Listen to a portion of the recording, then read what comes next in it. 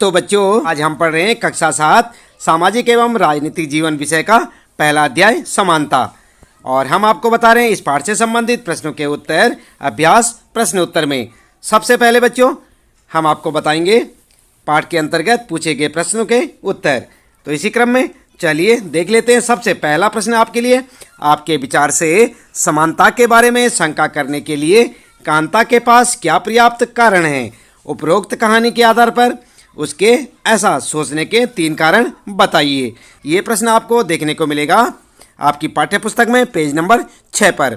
आप अपने पाठ्य पुस्तक के पेज नंबर 6 देखें।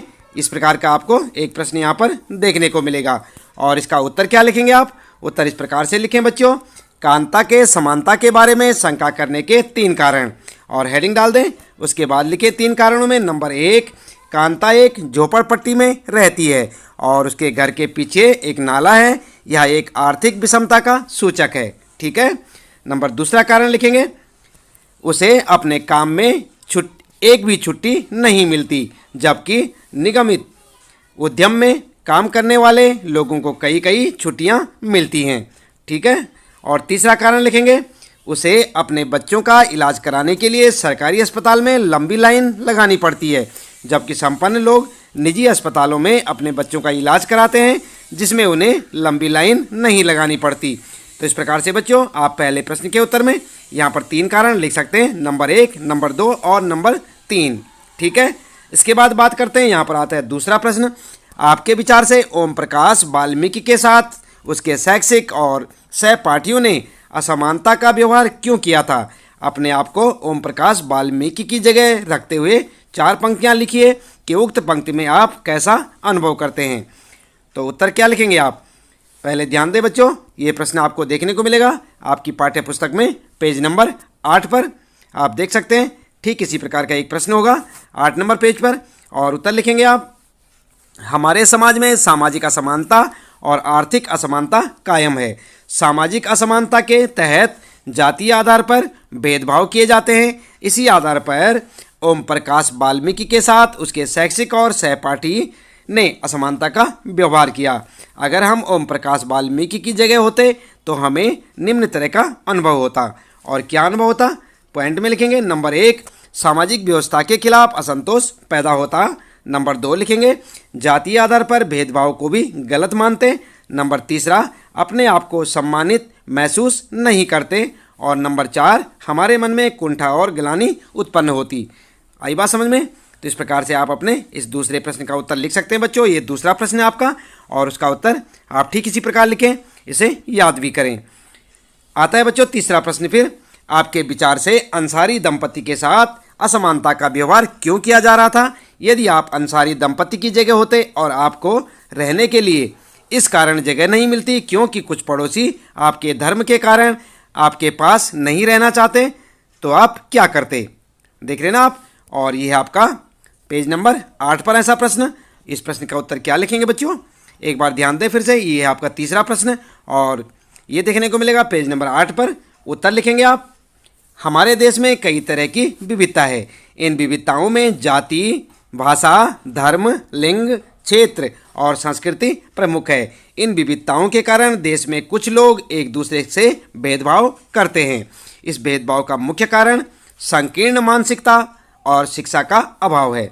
यदि हम अंसारी दंपति की जगह होते और हमें रहने के लिए इस कारण जगह नहीं मिलती क्योंकि कुछ पड़ोसी हमारे धर्म के कारण हमारे पास नहीं रहना चाहते हैं, तो हम निम्न गतिविधि को करते। और क्या करते आप? नंबर 1 लिखेंगे, अपने पड़ोसी को समझाने का प्रयास करते। नंबर 2, अपने मकान मालिक को उनके अनुकूल रहने का भरोसा दिलाते। और नंबर 3, हम अपने अच्छे विचारों को उनके सामने रखते। ठीक है। तो इस प्रकार से आप लिख सकते हैं बच्चों तीसरे प्रश्न का उत्तर। ये आपका तीसरा प्रश्न है यहाँ पर, और ठीक है आप इसी प्रकार से इसका उत्तर दें, इसे याद करें। बात करते हैं चौथा प्रश्न आता है बच्चों, यदि आप अंसारी परिवार के एक सदस्य होते तो प्रॉपर्टी डीलर के नाम बदलने के सुझाव का उत्तर किस प्रकार देते? ये प्रश्न आपको देखने को मिलेगा पेज नंबर 9, यानी कि पेज नंबर 9 पर आप इसे देख सकते हैं। इस प्रकार का एक प्रश्न होगा और उत्तर में लिखेंगे, यदि हम अंसारी परिवार के एक सदस्य होते तो प्रॉपर्टी डीलर के नाम बदलने के सुझाव का उत्तर निम्न प्रकार से देते। और क्या देते आप उत्तर? नंबर 1, प्रॉपर्टी डीलर को यह बतलाते कि हम अपना नाम बदल सकते हैं, लेकिन मिलने वाले रिश्तेदारों का नाम कैसे बदलेंगे। ठीक है। दूसरा लिखेंगे आप, नाम बदलने के बाद अपने मजहब के पर्व त्योहार, नमाज पढ़ना और रीति रिवाजों को कैसे छोड़ सकते हैं। तीसरा लिखेंगे आप, तीसरा पॉइंट, नाम बदलने से हमेशा जो मन में डर बना रहेगा कि कहीं मकान मालिक और पड़ोसी को हमारे धर्म के बारे में पता न चल जाए। तो इस प्रकार से आप अपने इस चौथे प्रश्न का उत्तर दे सकते हैं बच्चों। इसे अच्छे से समझें और अपनी नोटबुक में लिखें। पांचवा प्रश्न है, क्या आपको अपने जीवन की कोई ऐसी घटना याद है जब आपकी गरिमा को चोट पहुंची हो? आपको उस समय कैसा महसूस हुआ था? ये प्रश्न आपको देखने को मिलेगा बच्चों, पेज नंबर 9 पर देख सकते हैं आप अपनी पाठ्य पुस्तक के। और उत्तर लिखेंगे आप, भारत में कई आधारों पर लोगों की गरिमा को चोट पहुंचाई जाती है। दिल्ली जैसे शहर में पूर्वांचल से बिहार, पूर्वी उत्तर प्रदेश, झारखंड आने वाले लोगों को बिहारी कहकर संबोधित किया जाता है। यह संबोधन व्यंग का प्रतीक है।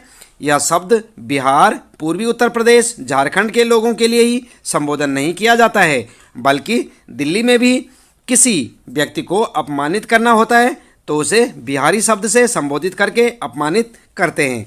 ऐसी स्थिति में मुझे यह महसूस होता है कि भारतीयों में सबसे बड़ी कमी यही है कि ये अपनी कमी को नहीं देखते बल्कि दूसरे की कमी को देखकर व्यंग करते हैं। यही कारण है कि हमारे देश के पास पर्याप्त संसाधन हैं लेकिन हम पिछड़े हुए हैं।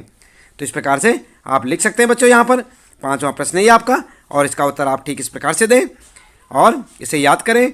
अगला प्रश्न है बच्चों, छठा प्रश्न है यहाँ पर, मध्याह्न भोजन कार्यक्रम क्या है? क्या आप इस कार्यक्रम के 3 लाभ बता सकते हैं? आपके विचार से यह कार्यक्रम किस प्रकार समानता की भावना बढ़ा सकता है? और ये प्रश्न आपको देखने को मिलेगा पेज नंबर 11 पर, आप देख सकते हैं अपनी किताब के 11 नंबर पेज पर देखें। ठीक इस प्रकार का एक प्रश्न आपको मिलेगा। इसका उत्तर क्या लिखेंगे? उत्तर लिखेंगे, मध्याह्न भोजन कार्यक्रम के अंतर्गत सभी सरकारी प्राथमिक स्कूलों के बच्चों को दोपहर का भोजन स्कूल द्वारा दिया जाता है। यह योजना भारत में सर्वप्रथम तमिलनाडु राज्य में प्रारंभ की गई और 2001 में उच्चतम न्यायालय ने सभी राज्य सरकारों को इसे अपने स्कूलों में 6 माह के अंदर आरंभ करने के निर्देश दिए। तो आई बात समझ में, क्या होता है मध्याह्न भोजन? आप समझ गए होंगे। इसका उत्तर आप यहाँ से लिख सकते हैं। ये छठा प्रश्न है आपका और उत्तर इस प्रकार से आप लिखें बच्चों। इसके बाद आगे जो है यहाँ पर लिखेंगे आप साथ साथ मध्याह्न भोजन कार्यक्रम के 3 लाभ। और क्या लाभ है यहाँ से लिख सकते हैं। नंबर 1, दोपहर का भोजन मिलने के कारण गरीब बच्चों ने अधिक संख्या में स्कूल में प्रवेश लेना और नियमित रूप से स्कूल जाना शुरू कर दिया। एक तो ये लाभ था बच्चों। दूसरा क्या लाभ था? इस कार्यक्रम के पहले बच्चे खाना खाने घर जाते थे और फिर वापस स्कूल लौटते ही नहीं थे, परंतु इस कार्यक्रम के बाद उनकी दोपहर की उपस्थिति में सुधार आया है। और तीसरा लाभ क्या था? मध्याह्न भोजन का तीसरा लाभ बच्चों, वे माताएं जिन्हें पहले अपना काम छोड़कर दोपहर को बच्चों को खाना खिलाने के लिए घर पर आना पड़ता था, अब उन्हें ऐसा नहीं करना पड़ता है। तो है ना कई सारे लाभ। तो आप लिख सकते हैं बच्चों यहाँ पर जो है इस प्रश्न के उत्तर में मध्याह्न भोजन कार्यक्रम क्या है ये भी लिखेंगे और साथ साथ उसके क्या लाभ हैं यहाँ से देख के आप लिख सकते हैं। इसके बाद बच्चों यहाँ पर आता है आपका 7वां प्रश्न। इस प्रश्न में पूछा है, अपने क्षेत्र में लागू की गई किसी एक सरकारी योजना के बारे में पता लगाइए। इस योजना में क्या किया जाता है या किसके लाभ के लिए बनाई गई है? क्या समझे? प्रश्न में पूछा है कि अपने क्षेत्र में लागू की गई किसी एक सरकारी योजना के बारे में पता लगाइए।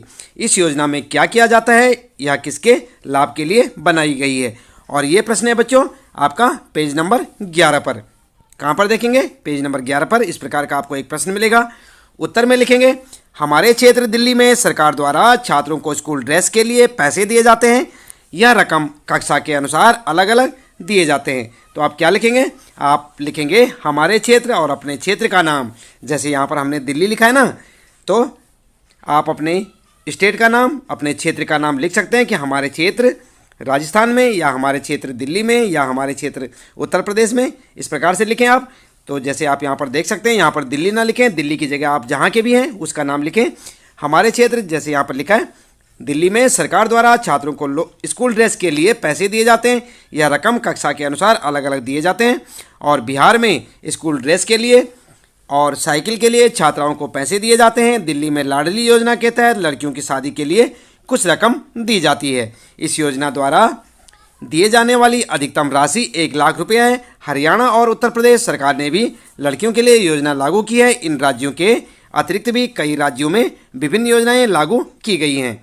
समझ गए ना आप? तो इस प्रकार से आप अपना उत्तर लिख सकते हैं बच्चों। और लिखना है आपने सबसे पहले अपने क्षेत्र के बारे में। और उसके बाद बच्चों आगे आते हैं यहाँ पर पाठ के अंत में पूछे गए प्रश्न, यानी कि आपने जैसे ही पूरा पाठ पढ़ लिया होगा, पाठ के लास्ट में आप देखेंगे कुछ प्रश्न वहाँ पर दिए हुए हैं, उनके उत्तर आप किस प्रकार लिखेंगे। पहला प्रश्न आपके लिए पाठ के लास्ट में, लोकतंत्र में सार्वभौमिक वयस्क मताधिकार क्यों महत्वपूर्ण है? तो क्यों महत्वपूर्ण है, उत्तर लिखेंगे लोकतंत्र में सार्वभौमिक वयस्क मताधिकार का महत्व। हेडिंग डाल देंगे बच्चों, हेडिंग डाल के लिखेंगे नंबर 1, सार्वभौमिक वयस्क मताधिकार भारत के सभी नागरिकों को प्राप्त है। नंबर 2 लिखेंगे आप, सार्वभौमिक वयस्क मताधिकार का विचार समानता के विचार पर आधारित है, क्योंकि यह घोषित करता है कि देश का प्रत्येक वयस्क स्त्री पुरुष, चाहे उसका आर्थिक स्तर या जाति कुछ भी क्यों न हो, एक वोट का हकदार है। ठीक है। तीसरा पॉइंट लिखेंगे, सार्वभौमिक वयस्क मताधिकार के माध्यम से भारत का प्रत्येक नागरिक अपने प्रतिनिधियों का चुनाव स्वयं करता है। ठीक है। ये प्रश्न आपका पहला प्रश्न है और उसका उत्तर आप हेडिंग डाल के इस प्रकार से दे सकते हैं। बात करते हैं दूसरा प्रश्न है, बॉक्स में दिए गए संविधान के अनुच्छेद 15 के अंश को पुनः पढ़िए और 2 ऐसे तरीके बताइए जिनसे यह अनुच्छेद असमानता को दूर करता है। उत्तर में क्या लिखेंगे आप? उत्तर लिखेंगे अनुच्छेद 15 के द्वारा असमानता को दूर करने के तरीके, और हेडिंग डाल देंगे बच्चों। इसके बाद लिखेंगे आप नंबर 1, राज्य किसी नागरिक के विरुद्ध केवल धर्म, मूल वंश, जाति, लिंग, जन्मस्थान या इनमें से किसी के आधार पर कोई भेदभाव नहीं करेगा। ठीक है। दूसरा लिखेंगे आप, कोई नागरिक केवल धर्म, मूल वंश, जाति, लिंग, जन्मस्थान या इनमें से किसी के आधार पर किसी व्यक्ति को दुकानों, सार्वजनिक भोजनालयों और सार्वजनिक मनोरंजन के स्थानों में प्रवेश करने से वंचित नहीं कर सकता। पूर्णता अंशतः, राज्य निधि से निर्मित कुओं, तालाबों, स्नान घाटों, सड़कों और सार्वजनिक समागम के स्थानों के उपयोग पर प्रतिबंध नहीं लगा सकता। ठीक है। तो इस प्रकार से आप अपना उत्तर लिख सकते हैं बच्चों। यहाँ पर ये दूसरा प्रश्न है और इसका उत्तर आप हेडिंग डाल के ठीक इसी प्रकार लिखें, इसे अच्छे से समझें, याद करें। अगला है बच्चों तीसरा प्रश्न, ओम प्रकाश वाल्मीकि का अनुभव अंसारी दंपति के अनुभव से किस प्रकार मिलता था? उत्तर लिखेंगे, ओम प्रकाश वाल्मीकि और अंसारी दंपति का अनुभव निम्न रूप से समान था। और क्या लिखेंगे इसके बाद? नंबर 1, ओम प्रकाश वाल्मीकि को समाज के अन्य उच्च वर्गों के छात्रों से अलग फर्श पर बैठना पड़ता था और शिक्षकों के द्वारा भी उससे झाड़ लगवाया जाता था, यानी झाड़ू लगवाया जाता था भी लिख सकते हैं आप। उसी तरह से अंसारी दंपति को भी लोग अपने मकान में कमरा नहीं देना चाहते थे। ठीक है। दूसरा लिखेंगे, ओम प्रकाश वाल्मीकि के साथ असमानता का व्यवहार जातिगत कारणों से किया गया था, जबकि अंसारी दंपति के साथ असमानता का व्यवहार धार्मिक कारणों से किया गया था। ठीक है। तो इस प्रकार से आप यहाँ पर अपने तीसरे प्रश्न का उत्तर लिख सकते हैं बच्चों। ये तीसरा प्रश्न है, उसका उत्तर आप ऐसे लिखें। और चौथा प्रश्न आता है बच्चों, कानून के सामने सब व्यक्ति बराबर हैं, इस कथन से आप क्या समझते हैं? आपके विचार से यह लोकतंत्र में महत्वपूर्ण क्यों है? उत्तर लिखेंगे, कानून के समक्ष सभी व्यक्ति बराबर हैं, इससे तात्पर्य है कि, और हेडिंग डाल के लिखें नंबर 1, कानून के समक्ष सभी व्यक्ति समान हैं, चाहे वह भारत का सबसे बड़ा पद राष्ट्रपति का हो या एक सामान्य नागरिक का। ठीक है। सभी को एक तरह के अपराध के लिए एक ही तरह के दंड देने का प्रावधान है। क्या समझे आप? यहाँ पर जो है पहला पॉइंट लिखेंगे, कानून के समक्ष सभी व्यक्ति समान है, चाहे वह भारत का सबसे बड़ा पद राष्ट्रपति का हो या एक सामान्य नागरिक का। सभी को एक तरह के अपराध के लिए एक ही तरह के दंड देने का प्रावधान रखा गया है। दूसरा लिखेंगे, कानून किसी भी व्यक्ति के साथ उनके धर्म, जाति, लिंग, वंश, क्षेत्र के आधार पर भेदभाव नहीं करता। कानून के समक्ष भारत के सभी नागरिक एक समान हैं। हमारे विचार से कानून के समक्ष समानता से लोगों में यह संदेश जाता है कि देश में किसी के साथ भेदभाव नहीं हो रहा, और हम कानून के समक्ष सामान्य जनता का भी वही महत्व है जो एक बड़े पद पर बैठे व्यक्ति का। इससे लोकतंत्र काफ़ी मजबूत होता है। इस प्रकार से आप लिख सकते हैं बच्चों। देख रहे हैं ना आप, ये चौथा प्रश्न है आपका और इसका उत्तर आप ठीक यहाँ से इस प्रकार लिखें। पांचवा प्रश्न आता है बच्चों, और भारत सरकार ने पांचवें प्रश्न में क्या पूछा है, भारत सरकार ने 1995 यानी कि 1995 में विकलांगता अधिनियम स्वीकृत किया था। यह कानून कहता है कि विकलांग व्यक्तियों को भी समान अधिकार प्राप्त है और समाज में उनकी पूरी भागीदारी संभव बनाना सरकार का दायित्व है। सरकार को उन्हें निःशुल्क शिक्षा देनी है और विकलांग बच्चों को स्कूल की मुख्य धारा में शामिल या सम्मिलित करना है। कानून यह भी कहता है कि सभी सार्वजनिक स्थल जैसे भवन, स्कूल आदि में ढलान बनाए जाने चाहिए जिससे वहाँ विकलांगों के लिए पहुँचना सरल हो। देख रहे हैं ना आप, ये काफ़ी लंबा चौड़ा प्रश्न है बच्चों। और यहाँ पर आप एक चित्र देख सकते हैं, अपनी पाठ्य पुस्तक में आप इस प्रकार का एक चित्र देख सकते हैं। आप अपनी पाठ्य पुस्तक को खोल कर देखें बच्चों, एक चित्र दिखाई देगा आपको और यहाँ पर जो है आगे लिखा है कि चित्र को देखिए। तो आप इस चित्र को देखेंगे, उस बच्चे के बारे में सोचिए जिसे सीढ़ियों से नीचे लाया जा रहा है। नंबर एक बात यहाँ पर ध्यान दें, पॉइंट है पहला, क्या आपको लगता है कि इस स्थिति में विकलांगता का कानून लागू किया जा रहा है? दूसरा प्रश्न आपके लिए, वह भवन में आसानी से आ जा सके उसके लिए क्या करना आवश्यक है? और तीसरा प्रश्न उठता है, उसे उठाकर सीढ़ियों से उतारा जाना उसके सम्मान और उसकी सुरक्षा को कैसे प्रभावित करता है? तो ये 3 पॉइंट यहाँ पर हैं, 3 प्रश्न उठे हैं बच्चों और इनका उत्तर आप किस प्रकार से लिखेंगे, चलिए देख लेते हैं। उत्तर लिखेंगे, नंबर 1 का आप उत्तर लिखेंगे, उपरोक्त चित्र में विकलांगता कानून का पालन नहीं किया जा रहा क्योंकि भवन में ढलान नहीं बना हुआ है, इसलिए बच्चे को सीढ़ियों के माध्यम से लाया जा रहा है। और दूसरे का उत्तर क्या लिखेंगे, दूसरे का उत्तर लिखेंगे, विकलांग व्यक्ति के लिए आसानी से भवन में आने जाने के लिए सीढ़ियों के स्थान पर ढलान का निर्माण किया जाना चाहिए। ठीक है। और तीसरे में लिखेंगे आप, उसे सीढ़ियों से उठाकर लाने ले जाने से उसके आत्मसम्मान को ठेस पहुंचती है, वह अपने को अक्षम मानने लगता है जिससे उसका आत्मबल कमजोर होगा, उसे बार बार सीढ़ियों से चढ़ाने और उतारने से दुर्घटना हो सकती है जिससे उसे शारीरिक चोट पहुंच सकती है। आई बात समझ में? तो आप चित्र को देख के इन तीनों प्रश्नों के उत्तरों को इस प्रकार से लिख सकते हैं और इस चित्र को बच्चों आप अपनी पाठ्य पुस्तक से देख सकते हैं। तो बच्चों इसके साथ ही इस पाठ से संबंधित प्रश्नों के उत्तर यहाँ पर समाप्त हो जाते हैं। उम्मीद है कि आपको अच्छे से समझ आए होंगे। तो लगातार इसी प्रकार जुड़े रहें हमारे साथ। मिलते हैं फिर अगली वीडियो में। आपका दिन शुभ हो।